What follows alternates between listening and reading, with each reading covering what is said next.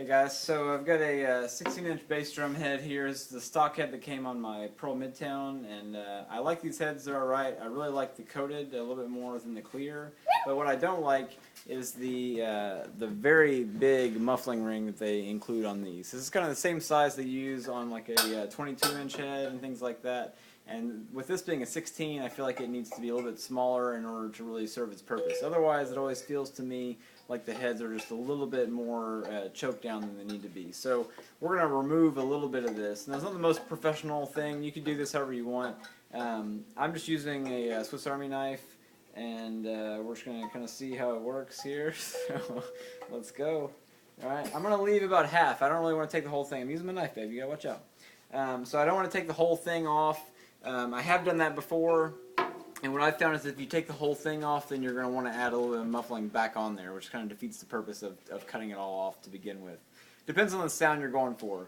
But, so we're going to take about half of this off, and what I like to do is just kind of start my cut, get in there, and then try and just kind of rotate the head around once I'm cutting in order that I can get a nice smooth cut. It's not a bunch of jagged edges. So, I'm just going to come in here about halfway.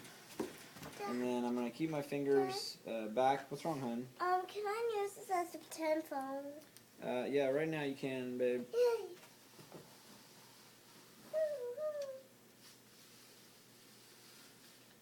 So I'm doing some kind of resting my knife against the rim, or the collar rather, and then I'm kind of rotating the drum head so that I can try and get a nice smooth cut. Make sure that you keep it lifted up so that you're not actually going to puncture the drum head, because you will ruin your drum head if you do that. And we also want a nice smooth cut so that we don't get any funky edges that are going to buzz on the drum head surface or anything like that. Okay? So again, I'm taking about half of it off. Just kind of holding my knife up, braced against the collar on the drum head, rotating around, using my forearm kind of pressed against it to rotate. And we're coming back to the beginning now. This is where you want to try and make sure your cut either matches up or clears the original cutting zone. And I'm going to clear it. Alright.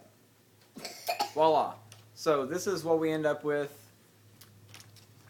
And I've actually used some of these. You can take and like tape this back up and use that as kind of a muffling ring, like a zero ring, whatever they call those, on your drum head. Get that like Steve Gadd fat snare drum sound, or on a floor tom. You know, it works really well to kind of get that low pitch on the floor tom. So hold it up, you can kind of see. So we reduced the ring by about half. It's still there, and for the most part, we did pretty good. No rough edges that I can see.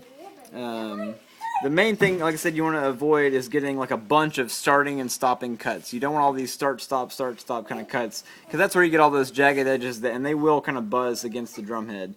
So I think like probably right here is maybe the worst spot that I did on there. So I can get that in the camera. And it's really not that bad, just kind of one little spot. Sorry, the glare. But anyways, overall, a lot better. And we just want to open that up a little bit. So I'm going to put this back on the drum head. This is my batter side on the 16. I've got the whole kit kind of tuned up for more of a jazz setting right now. I've been doing some standards gigs, and I really like the kit tuned up into that range. So we're going to put this back on there, and stay tuned to the videos coming up to hear how it sounds. Alright? Thanks guys. Peace. Dad?